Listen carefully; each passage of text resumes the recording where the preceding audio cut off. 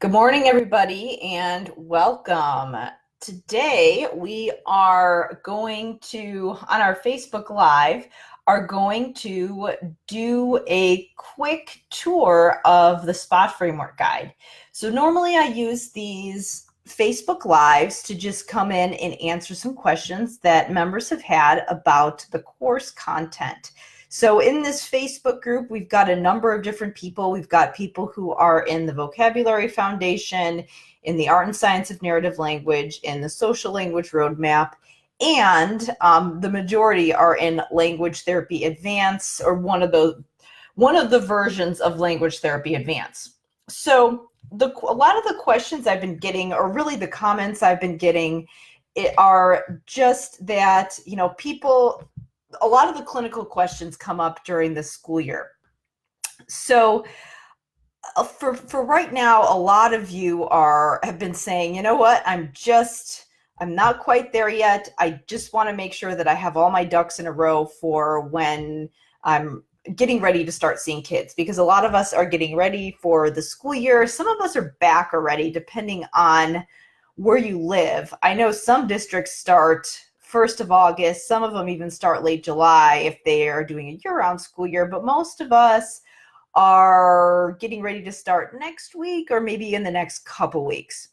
So I wanted to go through this guide because it is something that if you are in Language Therapy Advance, it is in your materials library, and it's a really good resource to do some of those behind the scenes things. We talk a lot about treatment and treatment techniques, and all of that is really important, but when we actually look at how we spend our time and what else we have to do as SLPs, there's actually a lot to our jobs. And the truth is that if you don't have all of that other stuff organized, then it's really hard to show up to your therapy sessions prepared and with a clear focus of what you're going to do. There's no way that you can have complete chaos in the rest of your life and the rest of your day and then show up and do a good therapy session. So with that being said, I'm going to go through some of these resources and really some of those checkpoints that we need to be able to do that behind the scenes planning. So I'm just going to go through and pinpoint how you can use some of these resources in your Spot Framework Guide. Again, if you go into your materials library, there's a section about evaluations, data collection, and productivity. That's where you're going to be able to find this guide. And let me scroll here. There are 6 chapters in the book, and as I go up here, so SPOT stands for, it's SPOT, obviously, and it's an acronym that stands for Standards, Present Levels, Outcomes, and Treatment. So basically just how we need to think about therapy, because it's not a curriculum like what the teachers do. We have to take the curriculum into account with what we do in therapy so that we're aligned and we're doing things that are going to help our students access the curriculum. But what we need to do is take our students from where they are to where they need to be. So we need to have a good system for doing that. So the standards part, which we talk about in chapter 1, are the standards and the expectations for the student in their environment. So usually for school age, this would be something like the curriculum standards. And for that, basically, that's what does the child need to do? And that usually, if we're looking at Common Core standards, that gives us a general guideline, but you can actually get some other information from teachers as well, as far as what they're expected to do in the classroom. And then the next thing that we're considering is the present levels. So the standards are the expectations. That's the ideal destination. The present levels would be where your student is right now. So this would be kind of like if you're on, you're in Google Maps, you're trying to find your destination. The destination, there's usually a little arrow there, and then there's usually a little blue dot on the map that shows where you are. So that's what present levels are. That's where you are. So usually with your students, Those two things are not the same. If they're on your caseload, they're probably not meeting the standards in some way. So there's something that's expected of them in their environment that they are not able to do effectively. So we need some kind of a system and methods that are going to help us figure out where they are and do it efficiently.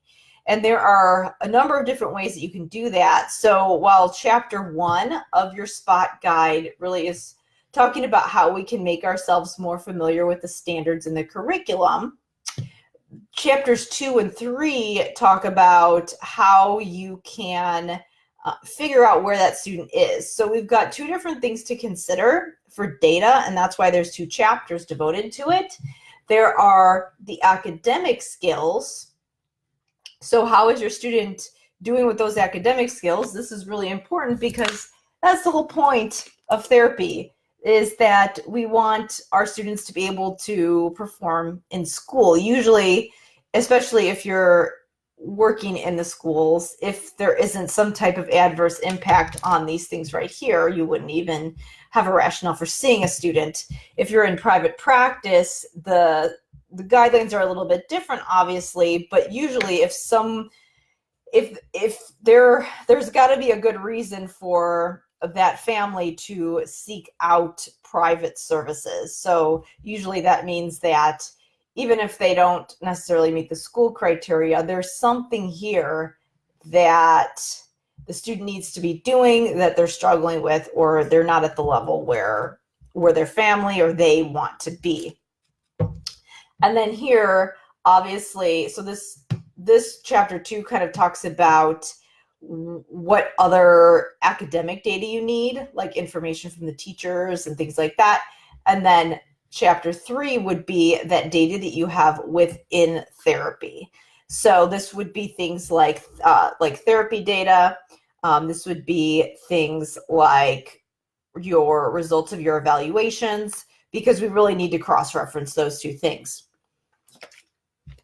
And then next, this is one of the things that I get a lot of questions on, is the outcomes. In other words, this would be how are we going to write goals so that the students, we can take the students from where they are and their present levels to where they need to be based on the standards. So these goals are really those objective statements that are going to help define what we're working on and how we're going to measure how close they're getting to these standards. And of course, with some of the students, depending on where they are, they might not ever get exactly, like it might not ever be perfect, and they might not be completely meeting these standards, but we always want to be using these as something to help push our students forward. Now, some of our students do end up meeting the standards and eventually get out of special ed, or they continue in special ed because they need that special education, those special education services in order to continue to meet the standards. But either way, we're going to want to use these goals as really thermostats, if you will, to help us measure how closely our students are getting to those standards. It's going to help us bridge the gap. It's also going to help us inform our treatment. So I'm going to talk about a protocol that you can use to write goals from scratch, because goal banks are great. Having templates are great, but ultimately there are always going to be situations that we're going to come up against where there's not going to be a goal in the goal bank that is relevant or that really fits. And even if there is, we always need to be able to tailor it. So if you know this process, you don't really need a goal bank. I rarely ever used them. I did when I was first starting out, but what I really did was I had a list of behaviors that I would use in order to write my goals. And then for each individual case, I would use those as a starting point, and then I would tailor from there. So I'll explain that in a little bit about how that works, but it can really take the questions and just the struggle out of actually writing goals if you're able to do this. And then at the end here, I talk about data collection and how just some methods for getting through it in a way that enables you to stay compliant, enables you to make good treatment decisions, but doesn't take away from your therapy. And then we wrap it all up here with just a guideline that you can have for some go-to treatment activities. You really don't need that many materials or treatment activities in your protocol. You can really just have a handful of go-to techniques that you use over and over again. The thing that you want to be able to do is tailor them to different ability levels, and really have a good solid understanding of the protocol, because then what you can do is that you can use that protocol with different games, reinforcement activities, whatever. But ultimately you want to have enough to go through to know that you're hitting all of your different skills that your students need to work on. So if you've got a good set of activities that are going to hit all the skills that students need in order to succeed in their curriculum when it comes to language, then you really don't have to keep adding all of this other stuff and have all of these different materials that you need to manage. Because what you can do is it allows you to really plan on the fly. And really, ultimately, if you take the time to learn these activities, you're not really planning on the fly because you've taken the time to learn the tasks up front. It's really not winging it. It's just front loading your learning so that by the time you get to planning, it doesn't take you that long to plan. So that way it makes it a lot more efficient. And if you've got the essentials in your treatment, it really doesn't matter, the game you're playing, all the other things, you can just work those in as you go and keep the protocol consistent. Hopefully that makes sense. Let me know if it doesn't. I wanted to say, now that, as people are kind of popping in and out here, I know that a lot of people will be watching this after the fact because I know we're all in and out of therapy, but if you have a question that you want me to answer live, feel free to pop it in the chat at any time. What I usually do on these Facebook Lives is I'll have an agenda based on the questions that have been coming up, but I always will take questions from people that are showing up live. So just wanted to throw that out there. Feel free to pop a question at any time, but wanted to give you kind of a tour here quickly of what all is in here. So let's start with chapter 1. So again, these are all the materials that are going to help you have a good idea of what's expected in the classroom. So when we think about this, when we think about our relationship with teachers, special ed and general education teachers, the teachers, we have a different job. So that means that the depth of our knowledge of certain things is going to be different. We all share some knowledge, but at the same time, there are certain places where the teacher needs to go deep that we're not going to be able to, and then vice versa. And that's why we should complement each other. So for example, with the teacher, if you take, let's say, a third grade teacher, that third grade teacher, it's their job to be an expert in delivering the third grade curriculum. So they should really know, like the back of their hand, what's expected for all of the different areas in third grade. They know as far as writing, they know what type of essay and all the elements are expected by the end of the year.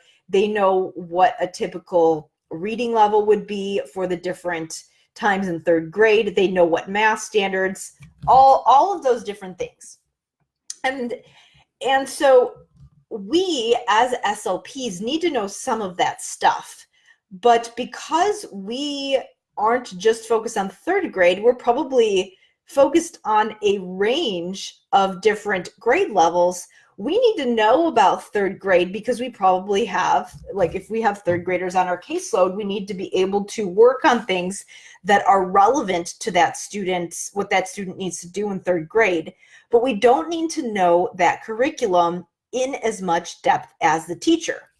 Now, our job is to adapt things and to do activities that would fill in the gaps where the general education instruction is falling short. So there might be some places where the majority of the kids don't need the teacher to spend that much time explaining a certain vocabulary concept or whatever it is. And the majority of the class can keep moving at a certain pace, but then our students might need things retaught, might need us to go deeper on teaching our students to pick apart certain word definitions and study vocabulary. And it wouldn't be a good use of the teacher's time to do that for everybody because they don't need it. They can learn a lot of that information implicitly, and it would actually be a detriment to some of the students to be held back because they need to keep moving. But at the same time, it's also a detriment to our students to not get that instruction on that vocabulary because they need it in order to be able to keep up. So our job is to provide that slower pace and provide that specific language-focused instruction where the teacher is not able to do that. Now, the teacher, they know, like they have kids of all ability levels in their classroom, and so they're used to differentiating. But a special education teacher probably has more experience differentiating than they do. So they might be able to go into a little bit more depth than the general education teacher might. And then when we compare the SLP to the special education teacher, we have some overlapping roles. The special ed teacher is adapting for a number of different disabilities. We are adapting for and remediating for those students who have disabilities related to language. Now, the special ed teacher does a little bit of that too, but they don't do the language activities in as much depth as we do. And because we all know a little bit about what that other person's expertise is, but then we're going in depth on certain things while the other people are not, this really allows us to cover the bases and provide that continuum of services for all the different students in the classroom, all the way from the students who are gifted that need to be pushed versus the students who are in the standard curriculum where what works for the majority works for them. And then we have other students who might need instruction that goes at a slower pace, things retaught in order for them to keep up with that standard curriculum.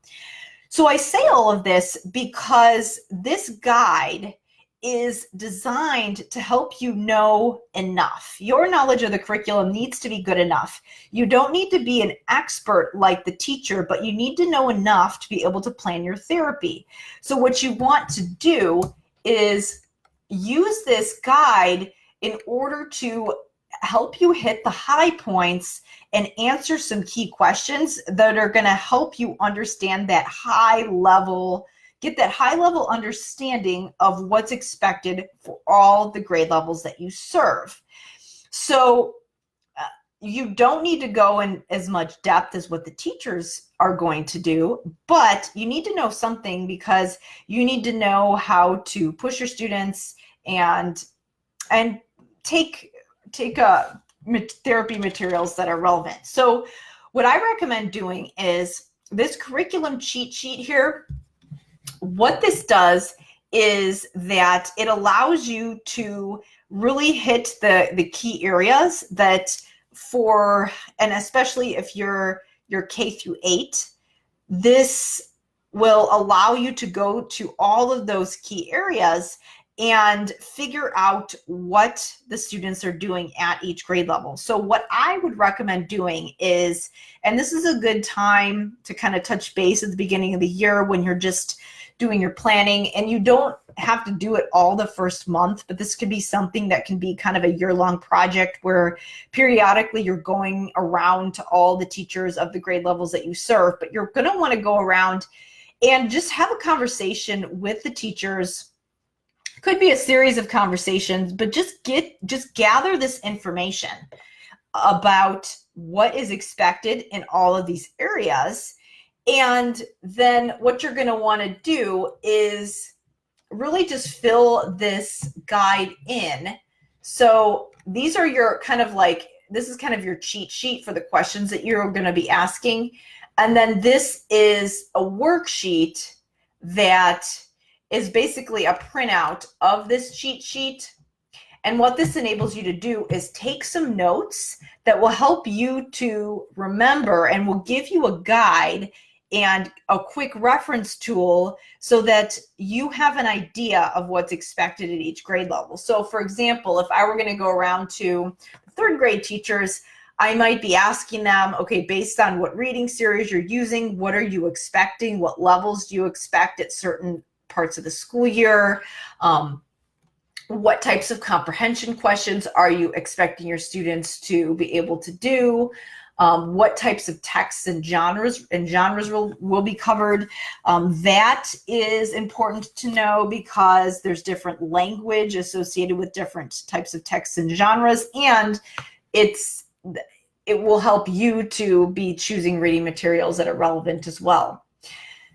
Same thing with writing and with math. You're going to want to have an idea of what's going on.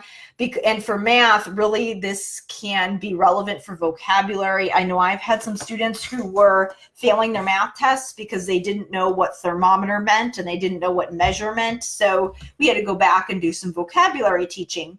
So you want to have an idea of what concepts are being studied. And this might be something where you might not get all of the answers the first time you go and talk to the teacher, but this is something that I recommend having a printout. So take this sheet here and print it out. Print one out for every grade level that you serve, and whenever you go in and have a conversation with the teacher, you're going to want to bring this and take some notes. That way, you're probably not going to be able to remember off the top of your head everything that they tell you, but you'll have notes so you can go back and reference it when you need it. There might even be some years where you have a huge caseload of third graders and barely any fifth graders. And then, as those kids eventually get up to fifth grade, you're going to have a big caseload of fifth graders. So there might be certain years where you might spend more time thinking about certain grade levels than others, depending on what your caseload looks like. Now, if you've got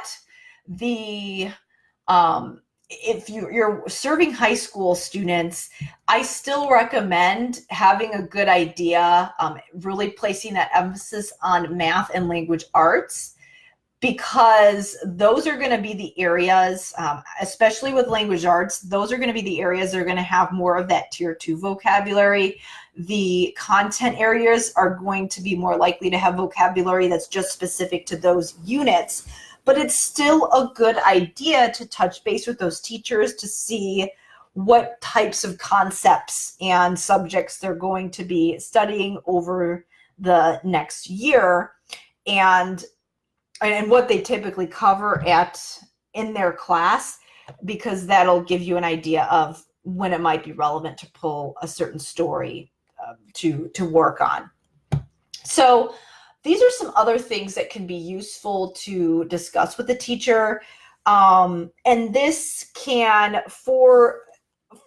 if you are working with younger students, obviously in the elementary grades, they have usually one teacher for the entire time, or they have one main classroom teacher. And then as they start getting to secondary school, they might have a homeroom teacher. And then usually by the time they get to high school, obviously they're switching a lot. But this could be something that you just always take with you when you're talking to the teacher, because you want to have a good idea of what executive functioning skills are expected and whether or not those students are meeting those standards. So just something that you're going to want to have here to see what's expected. Like, is it normal for a student this age to not be able to remember all their homework? And is it normal for them to spend 2 hours on a worksheet and things like that? So you want to just have an idea of how the students are functioning, and that's what you can do with this cheat sheet right here. So that one takes a little bit longer. You do have to kind of give yourself some time, maybe make it a goal throughout the school year to fill this out and create this binder over the year. Maybe each month you're like, okay, this month I'm going to focus on first grade. Next month I'm going to focus on 8th grade, and just kind of go through and be building that up over time. And then hopefully over the school year, you're going to be developing a pretty good binder of materials that might give you some samples of what is expected. And you might even start a binder, and maybe even you have some work samples or worksheets or different vocabulary lists, things like that, so that you can have an idea of, okay, these are the things that go with this grade level, so I know what's relevant. All right, so there's a couple other things in here. With the present levels guide, it's very similar to what I just explained. And I'm going to scroll through this text right here, obviously, because you can just go back and read it. But this present levels guide is very similar to the guide I just went through. But what you're going to be doing is you are going to go through, and this guide right here, when you're having conversations with teachers about how students are doing, this is a quick reference that you can use to help guide those discussions and to give you some questions that you're going to want to ask the teachers, because what we're doing here is we're taking those curriculum standards here, and then we're trying to figure out where our students are with those standards.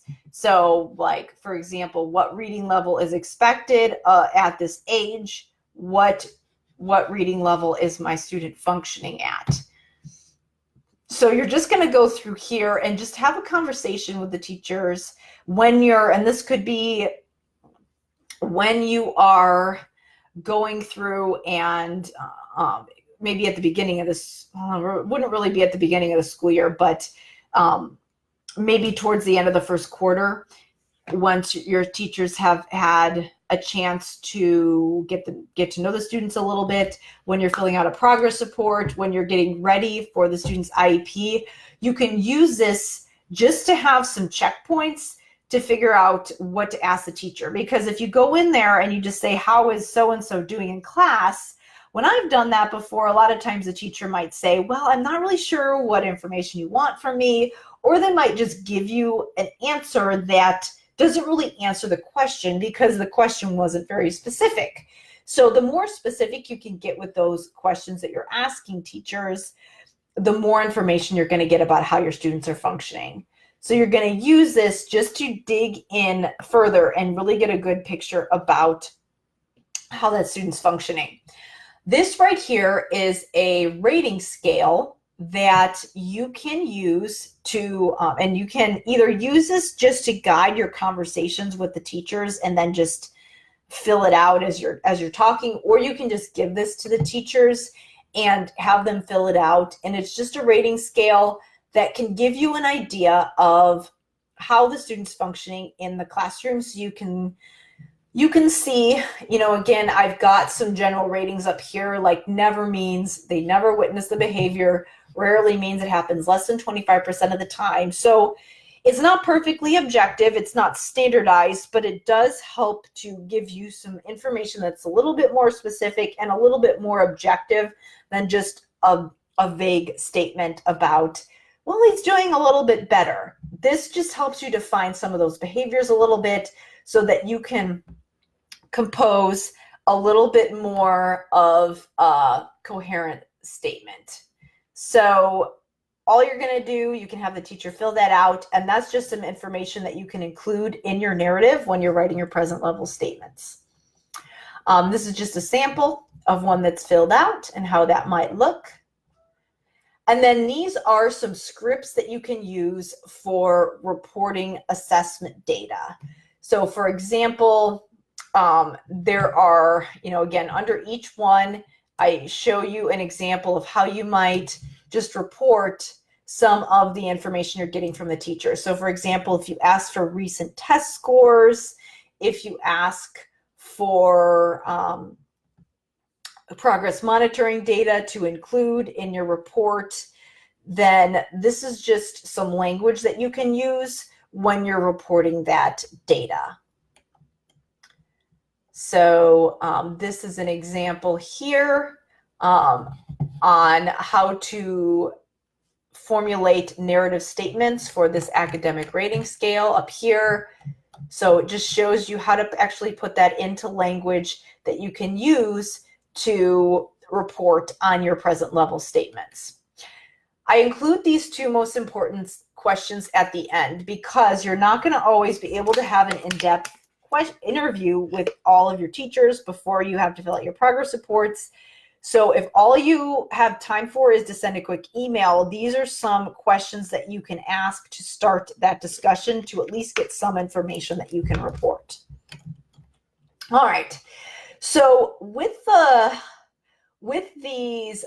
evaluation data, I'm just going to go through, there's a lot of narrative in here and a lot of protocols where I am describing just the specific components that you're going to want to have in that present levels of performance section. So whether this is an IEP or you are reporting it on some other type of paperwork for insurance, if you're in private practice, all of that is explained in here. And I'm not going to go into it in a ton of detail right now unless people have questions. This is something I could save for a later Facebook Live if people have additional questions. But I'm going to let you guys go through it on your own. Some of it is self-explanatory, and I'll be here for you if you've got questions. But go through this. I just want to point out what's here so that you know how to use it. So again, present levels of performance, this just shows the criteria that you can include when you're writing a present level statement. And then this just includes data that you can use and how you can actually take data from your evaluations that you're doing, so your formal test scores, and how you can take that and then explain it in a narrative statement. So there's a lot here. Go through that and let me know what questions you have when you're going through it. But the important thing to take away is that Chapter 2 of the Spot Guide is all about gathering academic data. So this is data from other sources, like from information the teacher might have. And then Chapter 3 is all about gathering your own data, so data that you have collected in therapy and from your evaluations. Obviously, not every year is a reevaluation year, so you're not going to have all of this every year. Some years you might just be reporting, like you might just be leaving the evaluation data in the report if it's still up to date. But if you do a new evaluation, you can use this. And there's a sample here that will guide you through how you can report those statements. So long statement here. Again, this is a lot more that you can include on a lot of IEP paperwork. So this might be a case where you might need to use a supplemental piece of paper.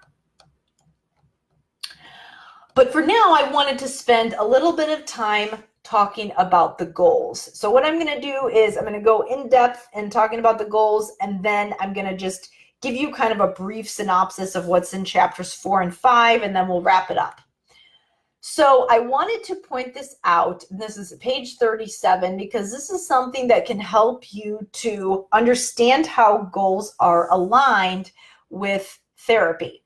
So, or actually aligned with therapy, and then align with the curriculum. So when we think about the big picture of what kids need to do in their curriculum, we've got some key skills here. So they need to be able to listen and comprehend. They need to be able to speak and write effectively. They need to be able to problem solve. And then here's listening and comprehension again. So those are three things: listening and comprehension, verbal and written expression, and then problem solving and executive functioning. Ultimately, when you look at the Common Core standards, you can fit them under one of those three categories, no matter what the grade level is. So if the goals that you're writing can fit under one of those categories, can fit under listening and comprehension, verbal and written expression, or problem solving and executive functioning, then you can rest assured that the goals that you're writing are aligned with the curriculum. So a lot of people get really stressed out. They think they need to actually have the language of the Common Core standards in their goals in order for them to be aligned. That's absolutely not true. They just need to be relevant. You need to be able to say this goal ties to this Common Core standard, but you don't need to actually have the language of the standard in the goal. So in this middle column right here, this talks about, so these are the big picture language skills that are in the Common Core standards. And then this right here is what the essential skills that students actually need to be able to do in order to succeed academically.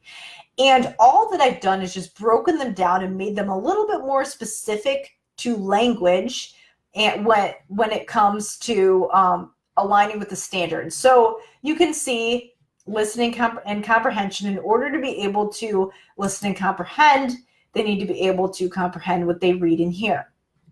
That's kind of a broader goal. They also need to be able to do more specific things related to language, like comprehend morphosyntactic and semantic rules in order to be able to verbally write or speak and write. These are some more specific linguistic skills that they need. They need to have that cohesion, so that overall structure to narratives and things like that. And then they need to be able to use morphosyntactic and semantic rules. With problem solving and executive functioning, they need to be able to follow expectations, follow directions, and then obviously there's a direct parallel here. So then what I've got in the third column here are the observable behaviors that align with these two things. So you can see that you can draw a direct correlation between one's ability to answer questions and retell stories and their ability to listen and comprehend. So that means that if you have a goal that's going to help your student to be better able to do these things, that means that it's aligned with the Common Core standards that have to do with listening and comprehension. So these observable behaviors in the right column here are going to be the behaviors that you use in order to start writing your goal.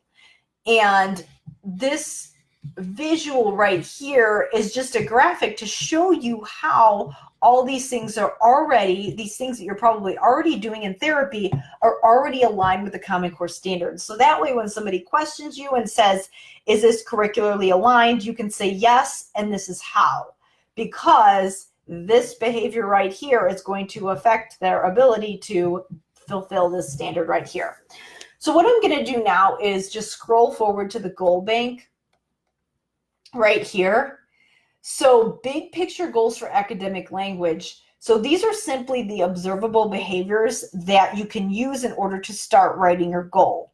So usually when you write a goal, you're going to want to have some kind of a template like student will, and then the next thing would be the observable behavior. And then at the end, you're going to have your level of accuracy or your frequency that you're going to want to have them do in order to determine if they've met the goal. But really, you can, when it comes to language therapy, you can hit most of your bases by using these 6 goals.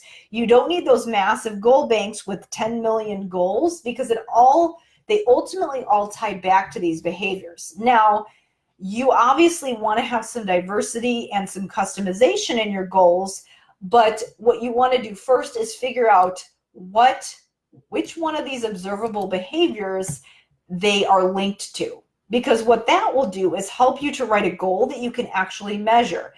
These verbs right here, and actually I'm going to scroll back for a second here to observable verbs. So observability of verbs, this one's actually in on page 29 here. These are just some examples of verbs that you can use, and this can help you to write your goals.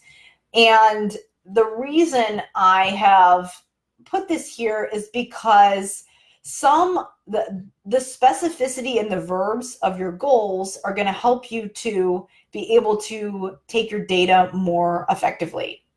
And so, for example, if you say vague things like comprehend, even though that's the ultimate goal, it's kind of you can't actually observe someone comprehending. You're going to want to use one of these more specific words that actually shows how they're comprehending, because you can see somebody doing all of these things.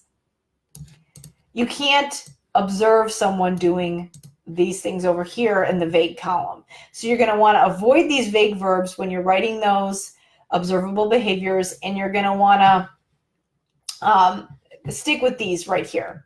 So going back to chapter 4 with your goal bank, you can see that all of these goals have specific verbs here. They're either in the usually specific or highly specific. And as long as you stick with those two columns there, you're pretty good. So this is how we customize. So what you're going to want to do is that you're going to want to figure out what your student is struggling with. And if it is for comprehension, then you're going to start with one of these goals that had to do with listening comprehension. So for example, goals 1 and 2, these observable behaviors right here, answering questions and retelling stories, can help us to show and help us, and being able to do those things are going to help improve our comprehension. So when you're actually writing the goal, you're going to want to make sure that the observable behavior is in the goal, and then the rest of the goal is just going to make that more specific. These are just some examples. So for example, I know that I tell you to stay away from just drilling main idea and details, but it's okay to have that as a goal, because you are going to want to hit it some of the time, and you're working on things like vocabulary and syntax are ultimately going to impact one's ability to do any of these things. So all these things are kind of high level comprehension. So you're going to want to figure out which one your student's working on and write that into the goal. So for example, it might be student will answer questions about the main idea based on things that they have read, or student will answer questions about main idea based on questions presented orally. So those are going to be ways that you can make the goal more specific. What I even recommend, if you don't think your students are ready yet for things like main idea and details, is saying something like, student will answer questions about sentences with, or about, let me word that again here.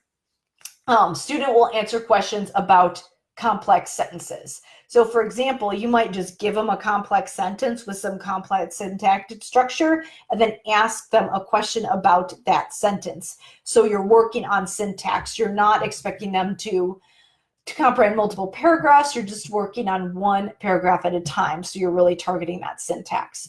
So that's how you can customize it. You're going to want to figure out what goal your student is at and what level your student is at, and then figure out how to customize the goal. These things right here in the skill types are just examples.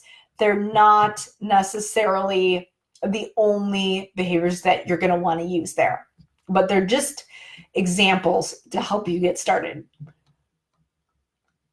So here are the rest of the goals here.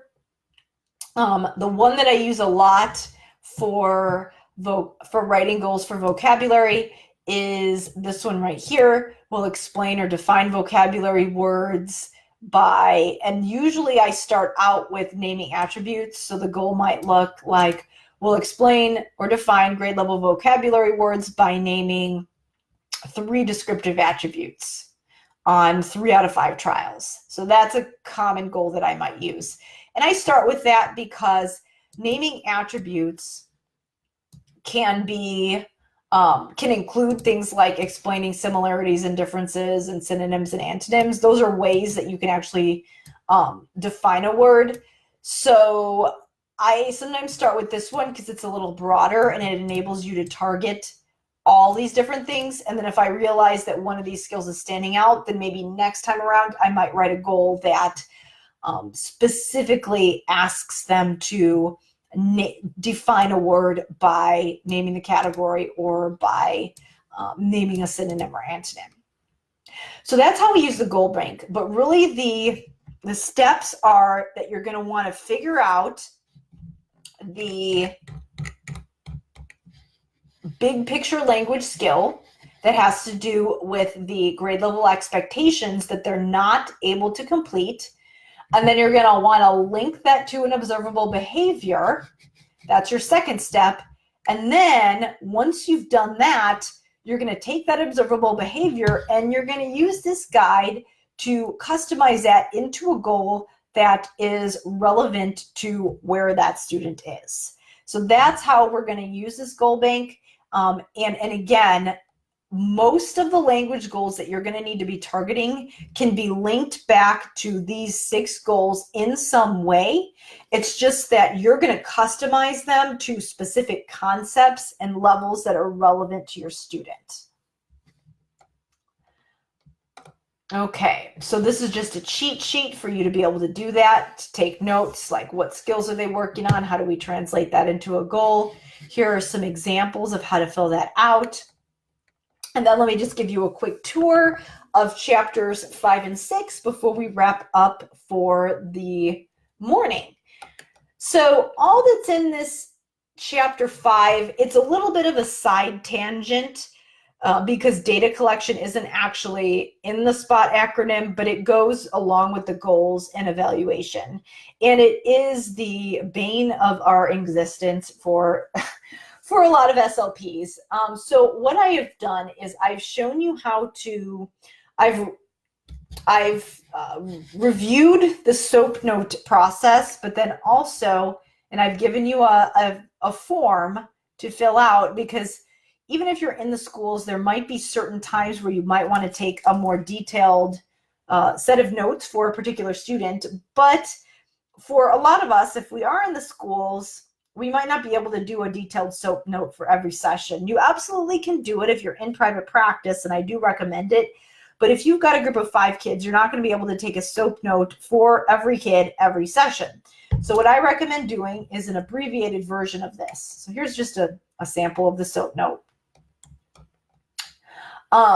What I recommend doing, if you are in the schools, is using this data collection form. So what you're going to do is you're going to put the student, you're going to put the goals that he's working on, you're going to put the schedule, so when you're going to take data on those goals and just have data collection weeks, and then you're going to go through and you're going to track his ability to do those specific tasks on those data collection weeks. So for example, because this is just a goal you're working towards, you might be working on other things that are going to impact John's ability to answer questions about main idea and details. Maybe you're working on syntax and vocabulary. That could impact your ability to, for his ability to actually do this goal. So the point to take away from that is that it doesn't matter if you haven't been drilling main idea and details. You can still take data on that goal because the things that you've been doing might still impact his ability to actually do that task. The goal doesn't need to define exactly what you do in therapy. If you have let's say if you have John, who he has a goal for answering main idea and detail questions, he has a goal for retelling stories appropriately with appropriate grammar, and then he has a goal for saying and writing sentences with appropriate conjunctions, nouns, and verbs. It doesn't mean that every single therapy session needs to be, okay, we're going to just answer questions on main idea and details. Now I'm going to tell you a story and then you're going to retell it. And then we're going to do a worksheet that involves saying and writing sentences with appropriate conjunctions and nouns. There might be other language activities that you can do that involve studying vocabulary, syntax, morphology that are going to affect their ability to do this. So you don't just need to stick with these things. And just because you haven't drilled down on these things, these specific tasks, doesn't mean that you can't collect data on them, because there still might be some progress from the other things that you're doing. So a little bit of a soapbox there, but the point is that for this form, you're going to want to just fill in the student's name, their goals, and then when you're going to take data, and then here's an abbreviated place where you can actually take data on that goal. And then what you can do is that the next student that you see with John in that session, their name can go here, so that you can have multiple students on multiple data collection forms, so that there's less flipping between data forms. So this is how you can use this to make it a little more abbreviated. And the way, here are some sample data collection scheduling options. So for example, in this option here, you can just do data collection for your students all in 1 week, or maybe you can break it into 2 weeks and have group A and group B. I recommend this one because it's done, but some people might want to spread it out over a couple weeks. Therapy log, this is just an additional form that you can use to take notes. These are just some assessments of goal status that you can use. So a qualitative descriptor that you can use based on the percentage that the student has achieved with that goal. We used to have in our IEP progress, we had a drop down, and these were the only things that we could pick. So we had to come up with a certain criterion that would align with each of these things. But these are just to help you to figure out, do I need to keep really working on this goal, or can I say that they've mastered it, and can I rewrite another goal for the next year? So that's how you can kind of align these. It's just for some additional diagnostic decision making. So to wrap this all up, all this final portion is just a little, again, a list of treatment staples and some tasks that you can do that are very simple, that don't need to require a lot of therapy materials, that can be your go-to treatment activities, that really, if you stick with these, you're going to be able to meet all of your students' language needs. Yes, can you vary the activities and do other things? Of course, but you don't need to. So the point being is that you can be very minimalist with this and not have a ton of stuff and not be constantly searching for different therapy materials, because you can really stick to these things. They will meet your students' needs.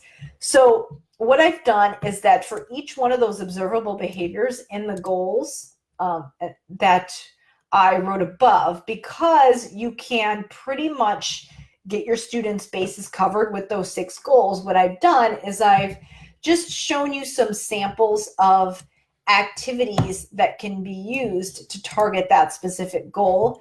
And I've left you room, because there's no way, and this is not an exhaustive list, but you can always add to this if you have other things that come up that you come up with. There's no way that I would be able to come up with all the activities. And there might be ideas that you think of that I didn't think of. So you can always add that here. But the point is to have kind of a go-to thing when you're like, okay, I need to target this goal. How do I do that? This is what you can do. You can have kind of a go-to sheet here. So just go through. There are, for all of the different staples, I've referenced a specific technique that I talk about in Language Therapy Advance. So if you go back to your modules, you should be able to find each one of those protocols.